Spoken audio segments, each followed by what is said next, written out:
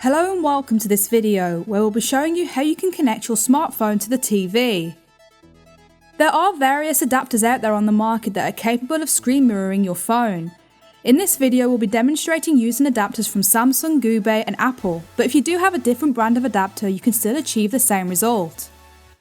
Regardless of your device, the process is the same, so by following our step-by-step guide you can be all set up in a couple of moments. You'll be needing a smartphone, a HDMI cable and either a USB-C or Lightning to HDMI adapter, depending on whether you're using an iPhone or an Android device. To start off with, plug one end of the HDMI cable into the back of your TV and the other end into the adapter, before connecting the adapter to your phone. You may have an adapter similar to this, where it plugs straight into the TV without the need of a HDMI cable. You can still go ahead and plug the HDMI end into your TV and the USB-C end into your phone. You may find your phone connects automatically, however depending on your TV you may need to go into the source menu and select the appropriate source.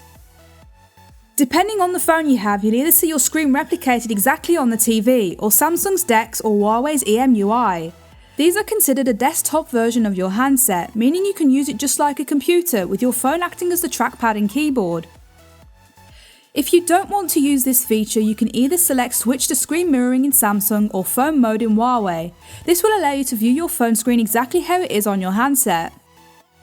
Screen mirroring is an incredibly useful feature, and by using an adapter you can enjoy uninterrupted films, TV shows, games and even web browsing.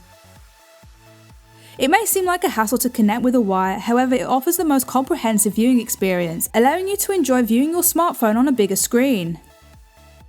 That's all we have for our guide on how to connect your phone to the TV. If you have any questions, please do comment them below.